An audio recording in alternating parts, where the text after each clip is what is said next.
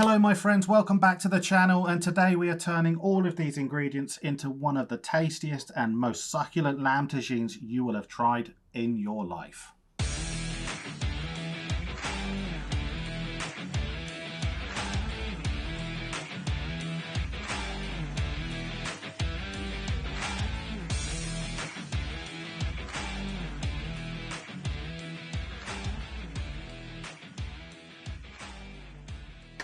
So the first thing I'm going to be doing is prepping everything up, and for that I need a good knife. That one will be good for the meat, this one will be good for the veg. Top and tail them.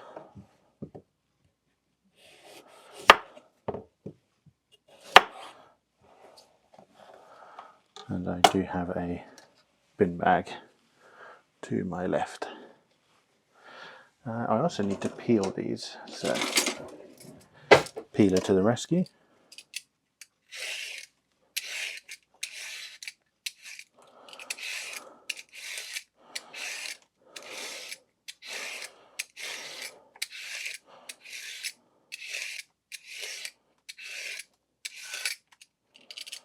Okay, that's the carrot peeled, one of them.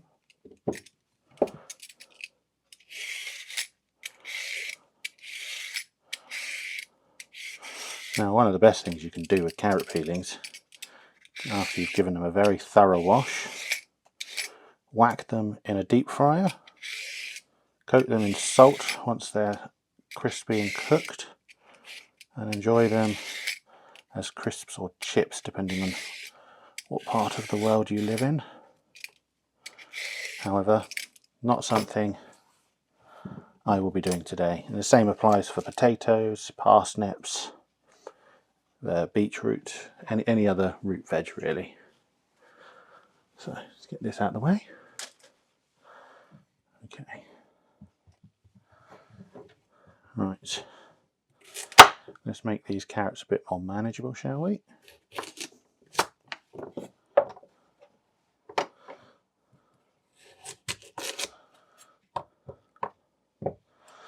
You want them into about quarters before you start slicing them up. Now, some recipes say turn them into battens. I'm not doing that. I'm just going to be doing small roundels. I actually don't think I need that now. So, I say roundels, but this sort of shape. They are about, I don't know, the size of my thumbnail and probably half a centimetre thick.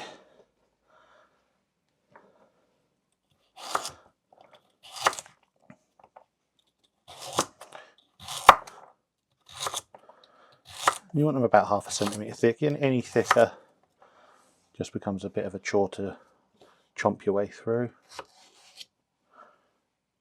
because everything's going to be beautifully tender. All the meat is.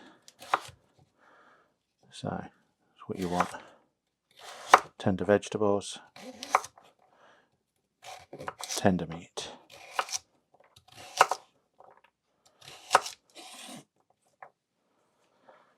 Now,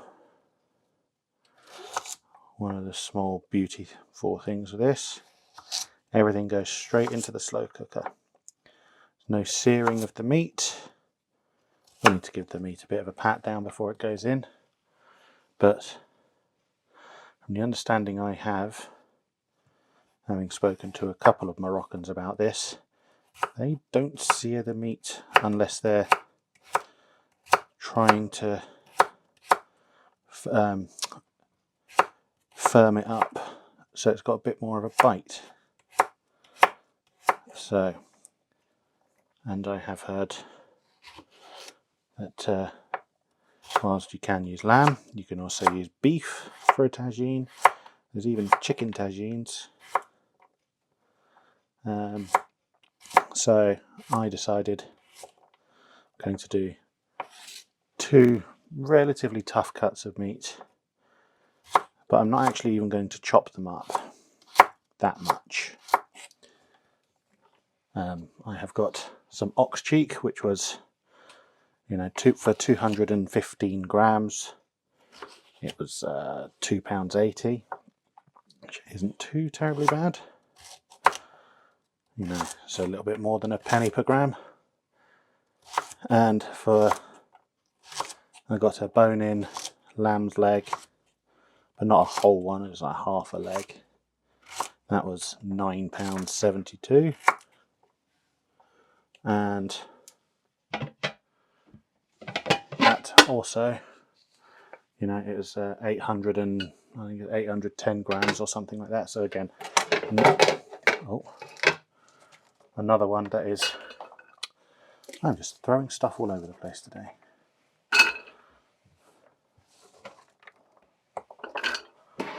That's another one that is just over a penny per gram for the meat, which, when you think about it, is quite cheap.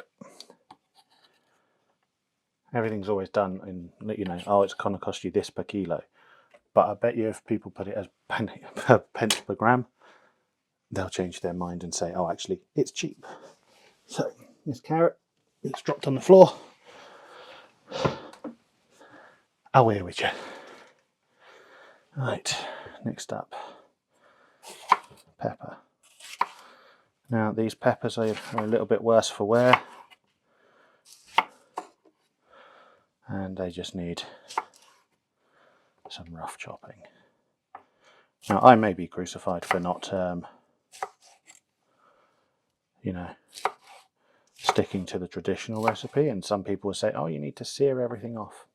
I could, it's just going to take longer in terms of prep time.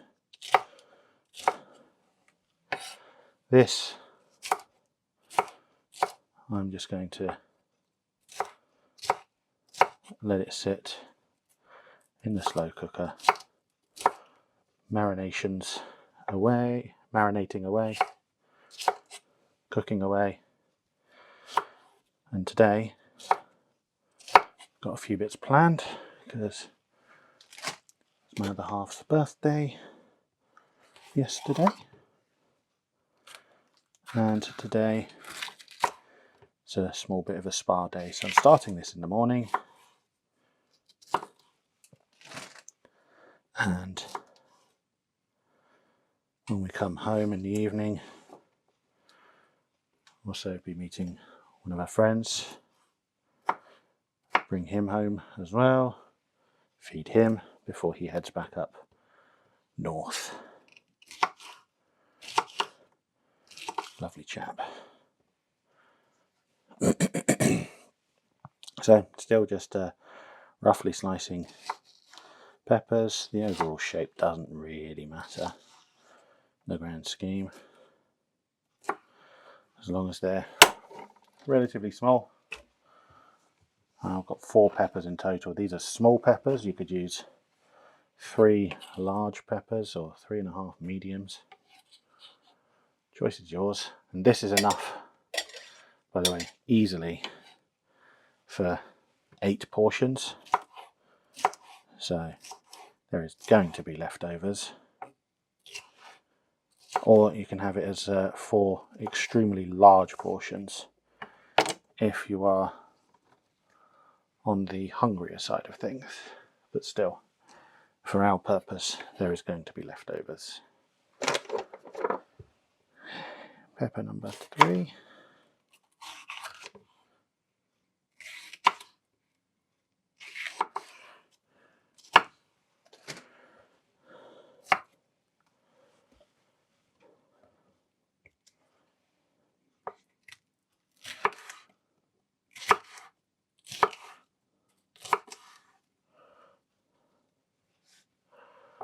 You know, I'm just thinking, maybe it might not be the worst idea to sear the meat. Vegetables will cook down, release their juices, which is something that we want in the dish. We want that flavour to come in. Right, I'm actually going to stick this on low. It's going to take a while to heat up.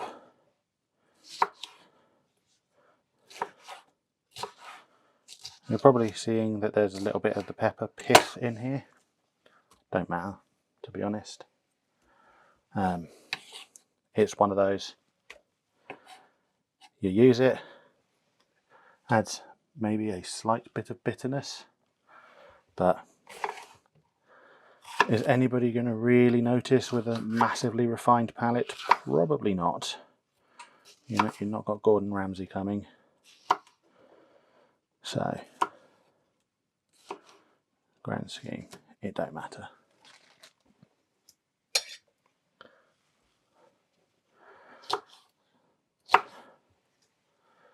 So, I've got here some ghee. Now, ghee is used as a bit of a fat agent.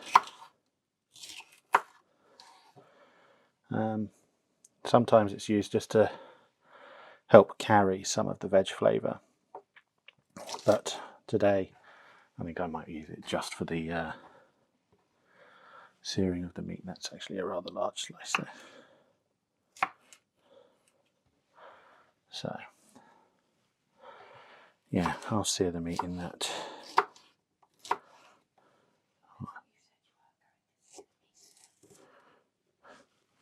No, I know, dear. The other half just said, I thought you weren't going to sear the meat. And I was just thinking, do I want to really put the ghee in and just have it as a flavour carrier, or do I want to sear the meat? I guess it's one of those, it could be done either way. Now if I used the pressure cooker, I definitely would be searing the meat. But as I'm using a slow cooker and it's going to be going all day, then kind of superfluous.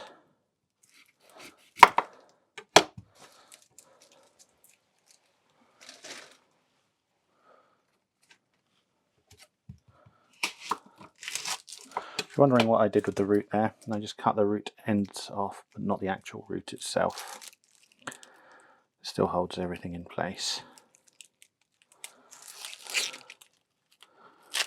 Get rid of that gnarly layer. Get rid of this gnarly layer.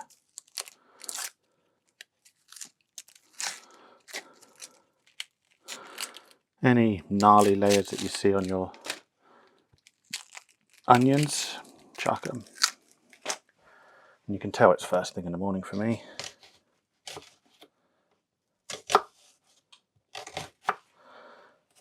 Because I am tired. Oh, I've dropped a bit of onion. Oh well. Into the bin that goes. Thankfully I've got no pets. So, you know, I've heard horror stories about dogs with peppers and raisins and grapes and whatnot. And, you know, obviously chocolate. So, yeah, not something that I want to have happen to a beloved pet.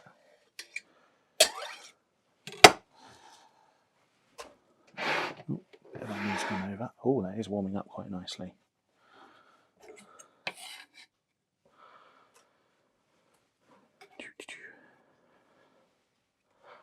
Do you know what, as that's warming up, let's get a tablespoon of ghee into this.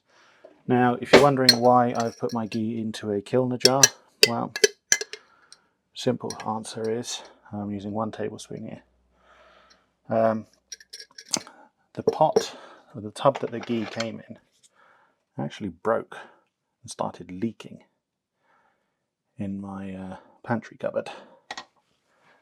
So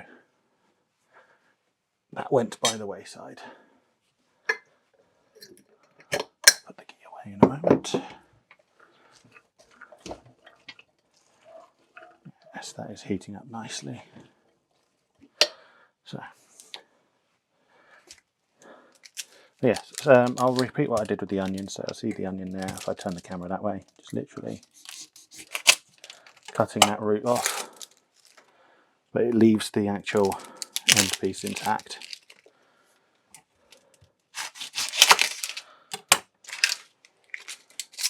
benefits of that are that well, holds the onion together whilst you're chopping. And I promise you, I'm not with it today. It's really weird, but a combination of bad sleep, dental pain, everything else. But another beautiful thing about this dish is it's soft, so it's not going to hurt when I eat it. And if you've been following my shorts videos, you'll know that soft food at the moment is very much the way forward, whilst I have my dental issues, which will hopefully be fixed on Monday. So, right, get the skin off the onion.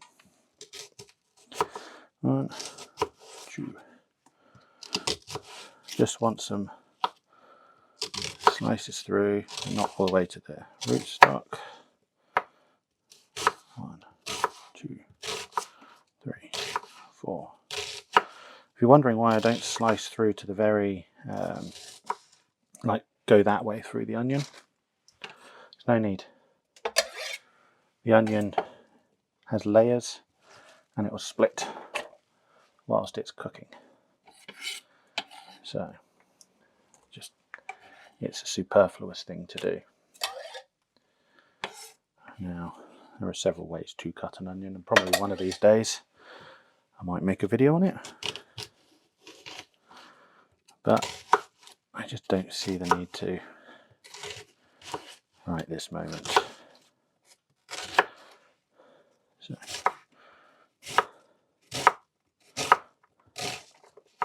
oh, this onion and veg just seem to want to escape from me.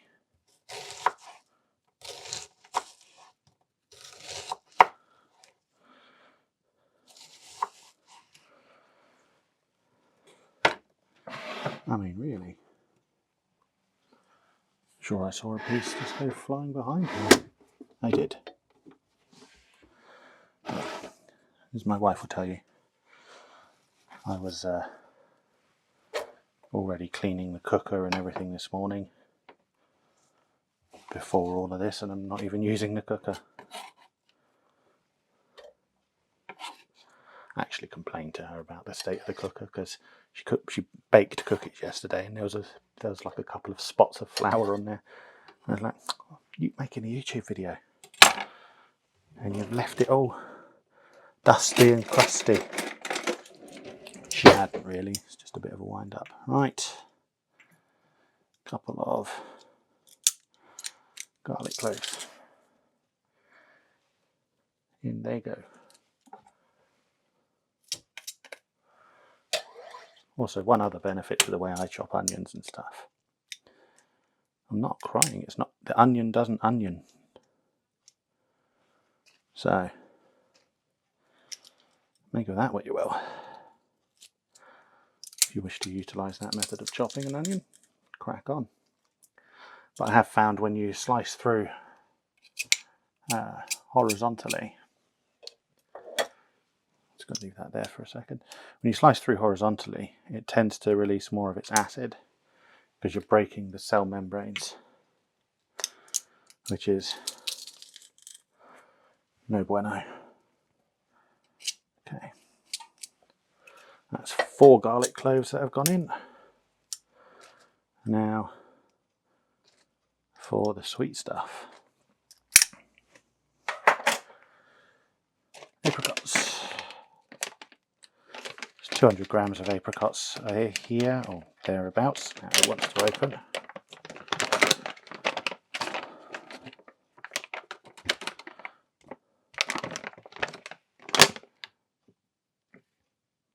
No, it's probably more about 100 grams, but that's life. 100 grams will work just as well. Just want to chop the apricots into thirds. Nothing too big, nothing too small. Because you want them to absorb some moisture from the cooking liquid, but also release their flavour. Oh, that's the coffee machine telling me it's going on to heating mode. And some of the larger apricots chop into quarters lengthways into like strips.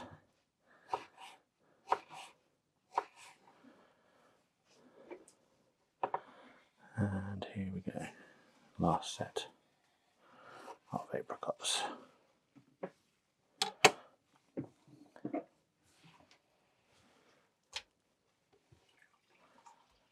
And that is the sound of a coffee being poured. Just mix in the apricots. It's literally just a fruit and veg mix at the moment, but it's all good. In fact, the bulk of the dish is fruit and veg. Now, got here some runny honey. Any honey will do. I'm not using the good stuff for this, I'm just doing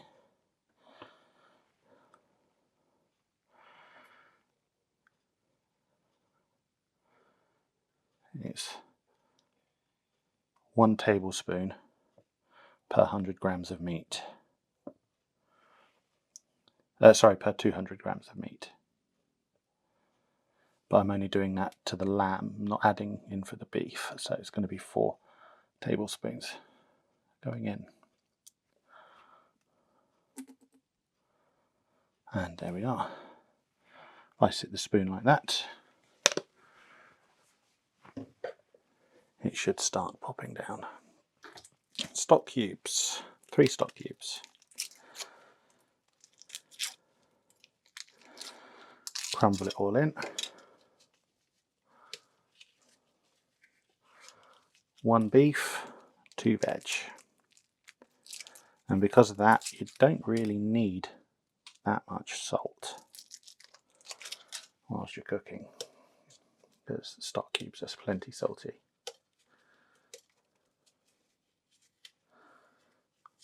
Three, coming right up. And the third one. Now the brand I use is Oxo, but you can use any crumbly stock cube of your choice.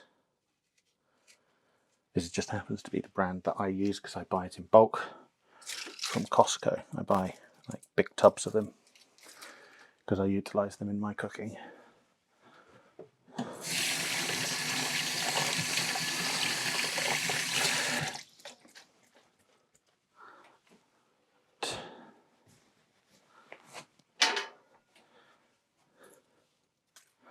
Okay, get in nice good grind of pepper. There's still honey on that spoon, so I'll just sweep that off in a moment.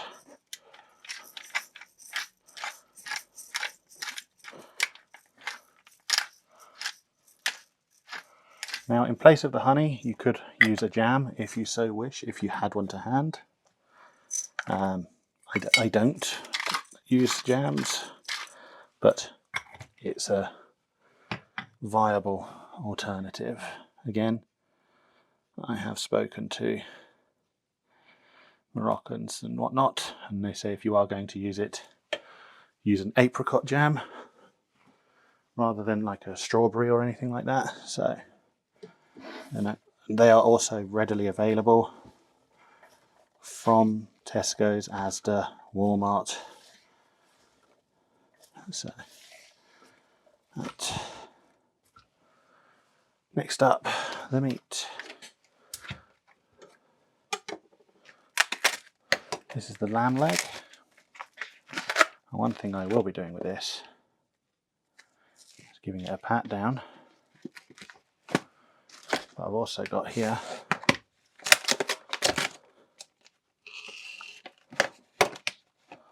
oh, come on, just scored that.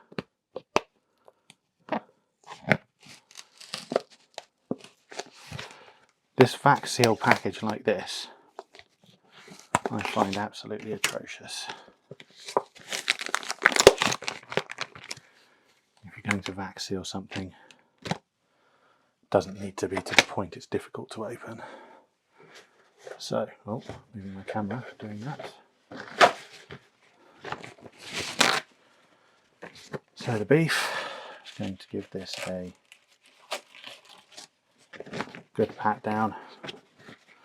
You may be wondering, why am I patting it down? It's going to get wet. You are absolutely correct, it is.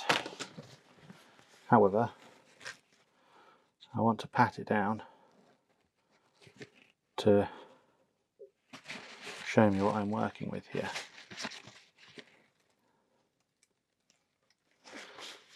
Because I'm going to season the meat itself rather than seasoning the rest of the vegetables. And the lamb. The lamb, I might actually grab another piece of kitchen towel.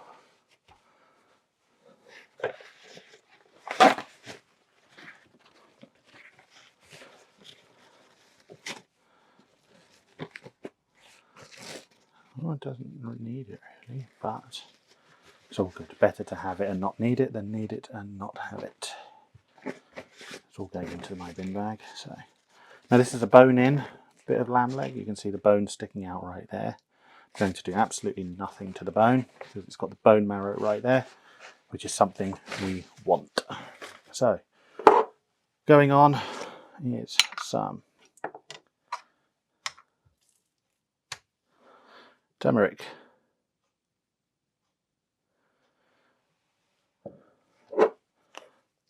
some smoked paprika,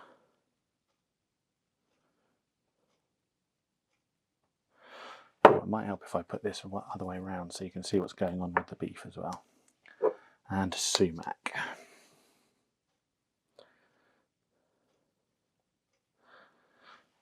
Rub that all in, and yes, some of it did just go onto the chopping board, so you just want to grab that and rub it in. Make sure you've coated that one side before you start on the other. And any bits on this side, make sure that is fully rubbed in before starting on the other side. And the same goes for the lamb. Massage that into all the nooks and crannies, onto the bone marrow. Get that going. There's some that's been dropped off onto the chopping board, so we rub the meat there and pick that up. Okay. Now we do the same for the other side, but first I'll wipe my hands quickly because they are caked, but it's all good. Alright, more turmeric. Now if you're wondering what these flavours are going to impart, so the turmeric adds an earthy note. Earthy is probably the best way to describe it. Sumac is kind of earthy but with a sharp and zesty sort of twist to it. And paprika, this is smoked. I do have sweet paprika actually as well, probably be a good idea for that. But this is smoked, and just want that in again. Massage that into the meat. Make sure you've got all the sides.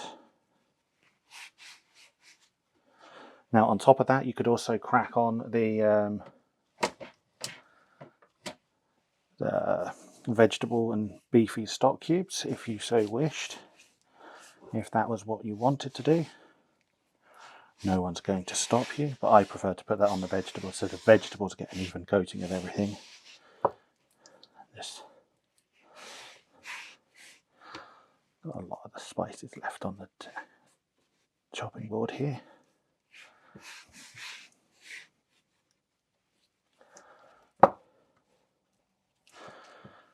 We want to get as much of that as we can. Really rub that on and in, and that's just going to nestle in as well. Bone marrow side down. I'm going to wash my hands, and then next up is the tomatoes. Okay, last up, well it's not the last up, but it's the next to last ingredient. The last one being water. Then goes in 2 tins, 400 grams, I think they are. Yeah, 400 grams chopped tomatoes. And then we fill the tins up with water. Try not to spill anything like I just did. Just get out some more of that flavour that's stuck in there. Doesn't matter if you do spill in the grand scheme, because it's only water. Yes, it's fine, water going onto a wooden chopping board, but it's not an issue in the grand scheme. Right, okay. Let's make sure those tomatoes are getting around.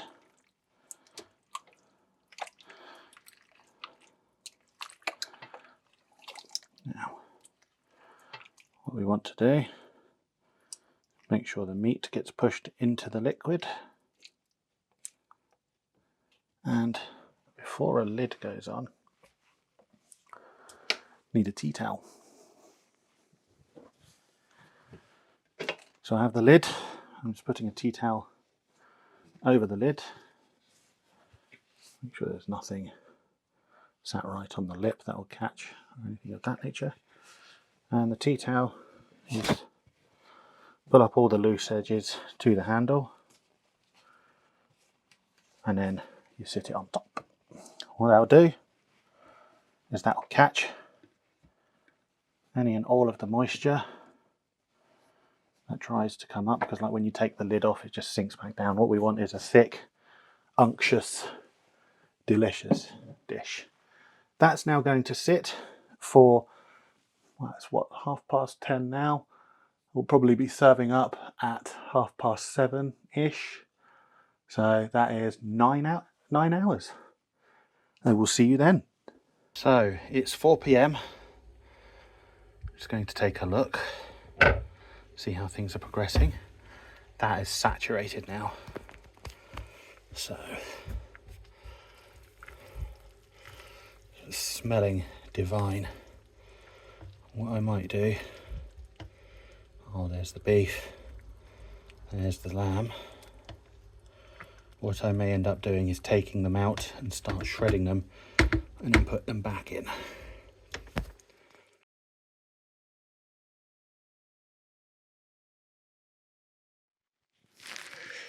So I've just had a look at the lamb and the beef. I'm going to pull them out and start shredding. The beef is cooked down quite substantially. And we'll put the veg back in. The veg is cooking down so beautifully. And when you consider the size of the piece of beef that we started with, and the same for the lamb,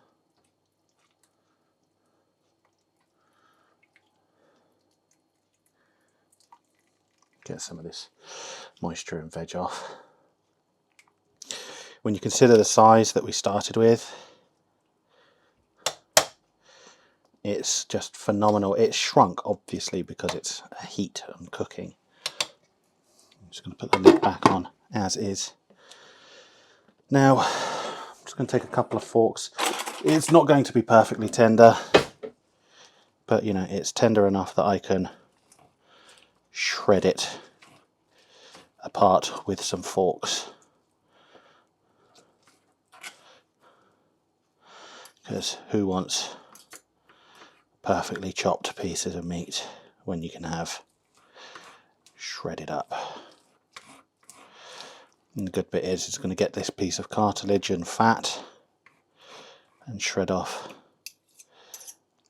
the pieces of meat there, and you just literally shred, shred, shred. Is this going to be perfect? No. That's actually a very big bit of cartilage there. Is it going to be perfect? The answer is no. Is it going to be a traditional lamb tagine? No, because, you know, I'm not in Morocco. I don't own a tagine, although I did. That's a big piece of fat there and gristle. I did see one in a charity shop earlier, but, you know, I don't happen to have mega bucks to go and buy one, so I just make do with what I've got. You could absolutely do this in a pressure cooker. In fact, if you have one, I would recommend do it. Put it in a pressure cooker on low, and then pressure cooker for a couple of hours. You get the same results as a slow cooker. So that beef is going to go in.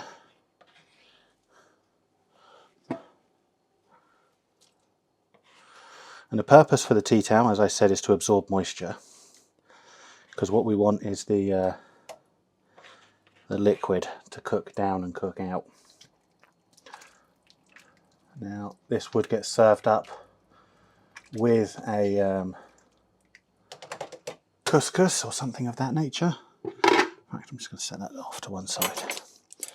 And I do not happen to have couscous to hand. I've got rice, like actual rice, I think. Check.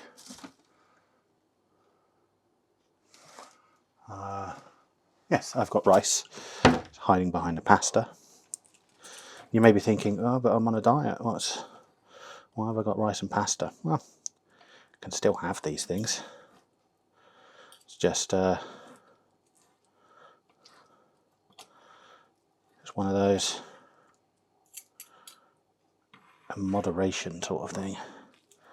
I would rather have cauliflower rice if I could. Jeez, that's something. I would rather have cauliflower rice. Would never have caught me saying that a year ago. In fact, just to give you an idea, you know, how tender this is, I'm not even putting that much pressure on. You know, is it perfectly tender? Absolutely not. But the beauty of this is, as it cooks more in the liquid, it's going to break down the fat and, you know, the collagen and everything else. It's all going to break down and thicken and make things more unctuous is probably the best word I know.